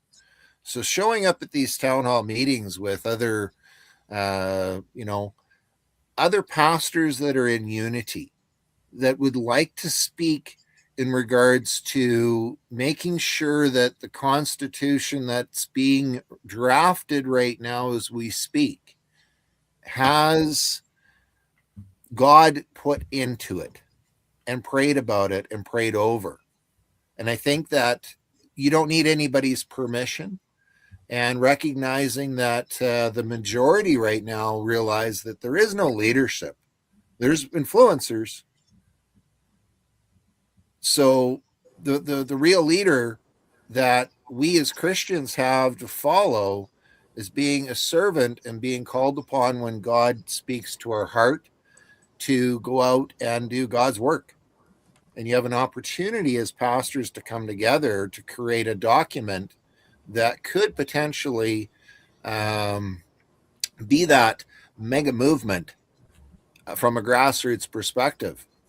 And really bring forward and bring back the Christianity that is inside Alberta. I know it is there. There is a very big Bible Belt, but who's going to lead those conversations? Because if you're waiting for the influencers, they're politicians. You're going to get more political stuff from these influencers. They're lawyers and politicians. Yeah. Right. So be the pastors and pastor and get in their face. Well, I'd just like to add to this, right? The creator is absolutely key, because it all begins and it ends with spiritual warfare. And here is Bill C-9. It's literally criminalizing speech about the Bible. They have called their enemy out by saying the Bible, God, our creator, that's what we don't want you speaking about, or 2 years in jail for you. And then what everybody sees on the screen right now, pardon me, it's 5? 25. 25 years? Yes, read the fine print. They showed at your door at 3 a.m. Yeah. You could be facing 25 years in jail. There you are. Read it. So they're pretty scary. That is why creator needs to be the part of the conversation from the get-go, which stood up the foundation 250 years ago. And just so everybody is aware of, we mentioned National Prayer Day. The May 17, 1776, George Washington declared that the National Day of Repentance. And then obviously we know what was established and stood up on July 4, 1776. We're coming in for that anniversary now, which is what President Trump is rededicating on May 17th, rededicating America and the Constitutional Republic of America to one sovereign nation under God. So as far as I'm concerned, spiritual warfare is the beginning and the end. It's the alpha and the omega. Everything else is in between. That's exactly what they've been doing to James, the other 240, plus the tens of thousands of other Canadians who have stood up, hundreds of thousands now that we're aware of it from the vaccine injury cases, and the ones that 400,000 that I'm not going to go to my job because I refuse a jab. That's 400,000 alone who have stood up and be counted.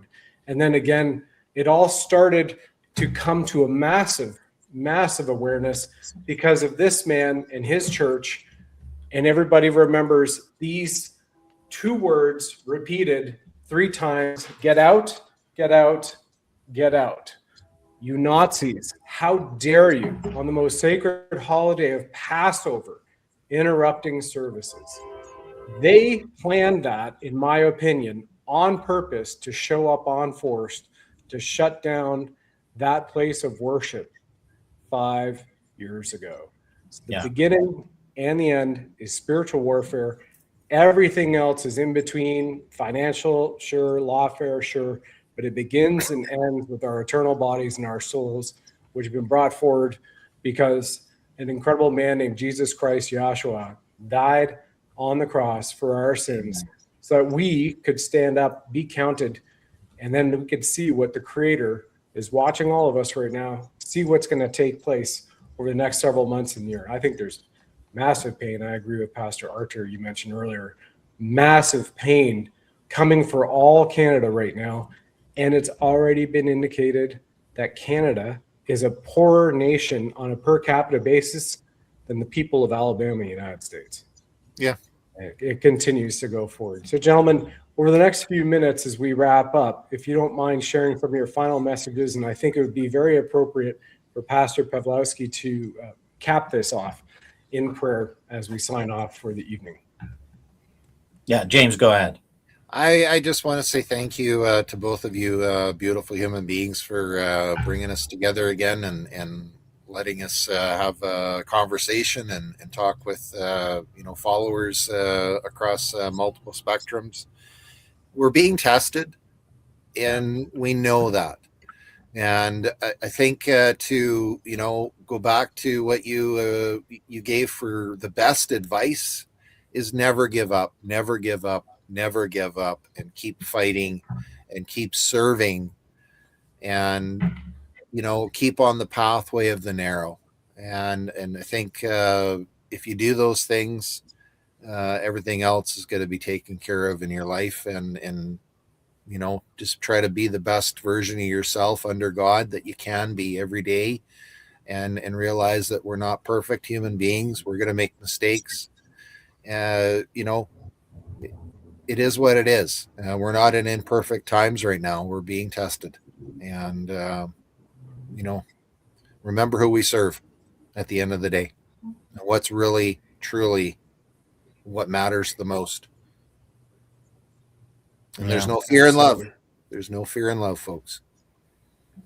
There is not. And I would just like to draw everybody's attention to James. It's been posted several times in the live chats. It's also below the show description for Give, Send, Go, because James, once again, is that outlaw in exile right here with his soon forthcoming book. That is the cover right now, and could use prayers, assistance, donations to continue forward, since he's living on his own, feeding 2 dogs, and waiting until he gets a social security number in the United States so he can start working again. So everything is by the grace of everybody in donations for James. And also he is on Twitter, X, and Facebook.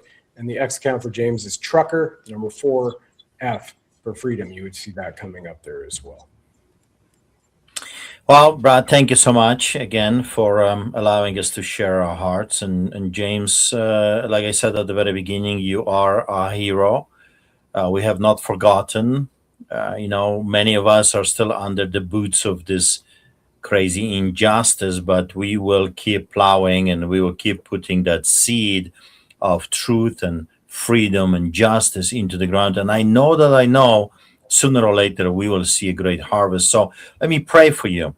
Father God, I bless Brad. I bless him, Father, for everything he's doing, for his willingness to keep doing the show, keep plowing and letting the people know what's really going on. According to Father, your word, the truth will set the captives free. I pray for James, every need that he has, all the financial things to support himself, lawyers and all of those things that he's facing. I pray that you would bless him and support him, bring everything that this man needs. I pray for favor in the name of Jesus Christ of Nazareth with the legal system, with lawyers, that they would understand the significance of this case, that even if the money is not coming or it's coming slowly, that they would still be willing to continue to fight because it's the right thing to do. I bless those that are watching this. Father God, bless them, keep them, protect them, heal them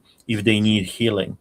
Open their eyes, open their ears, and give them the strength and ability to go and do the same thing for others, neighbors, family members, in the name of Jesus. And I also pray that you would always give us this supernatural strength not to quit, not to give up, not to throw a towel, but just keep doing what you called us to do. In the Bible, it says that we are to pick up our cross daily. That means there is struggle. That means there are difficulties. And the Bible says, even if we walk through the valley of the shadow of death, I'll fear no evil. Why? Because God is there with me. So I bless the people with that. Remember, folks, God is hope, so don't lose hope. He's still sitting on the throne. He's not shaken by the globalists. He's not shaken by Carney or Carnage, as I call him. He's not shaken by those crazy people, those Faucis, those demon-possessed psychopaths of today. He has seen it before. I'm sure he's going to see it, in the future. In the end of the day, his perfect will be accomplished. And remember, every one of us, including the villains, will face the judge of judges, the one that doesn't take any bribe, the one that is not corrupted. And every man, listen to me, every man will receive what's due to them for everything they said, for everything they have done. Justice, sooner or later, will be served. Justice will be served. And every man will receive what he or she has worked for. So be blessed and don't lose hope. Keep doing what God called you to do, and tell others about hope. Tell others about amazing, mighty God, God of hope. Amen. Amen. Amen. Thank you. And streetchurch.ca is where you can all find Pastor Artur Pawlowski, the ministry, as well as Nathaniel at times when he's not busy with school or being arrested crossing the border, going to from his university at Liberty University, taking constitutional law. Is truly remarkable, everybody. And donations there, you can help with the fight as well. And additionally, once again, over on Amazon, amazon.com, Lions Do Not Bow, get copies. I would recommend, again, buy 5 to 6 of those copies, hold one for yourself, gift others to friends and family around the world. And I want to thank the audience, because we have had 2 hours here of the audience on Rumble from New Zealand who have chimed in, across Ontario, rest of Canada, parts of the United States, over to the United Kingdom. So this is truly a global audience of incredible patriots, with hundreds on Rumble and dozens which continue to show up in YouTube while we're still being hit with the demons getting on here. So gentlemen, thank you so much. It's a true honor. And you will be seeing a lot more of James Bauder and Pastor Artur Pawlowski and Norman Traversy and some of your other favorite Canadian patriots who are men and women of Christ out in this battle as we try to bring peace and prosperity to the rest of the world, everybody. So keep the Creator in your hearts, your mind, and your spirit every day. I'll end with that. Thank you, everybody. God bless you all too. God bless you. Thank you. Thanks for joining us on the program, ladies and gentlemen. Please like, follow, subscribe, share this with 9 friends and family. And of course, if you enjoy our Blinged Buddha firing red pills from his 9mm, let us know. There we are, and we're done.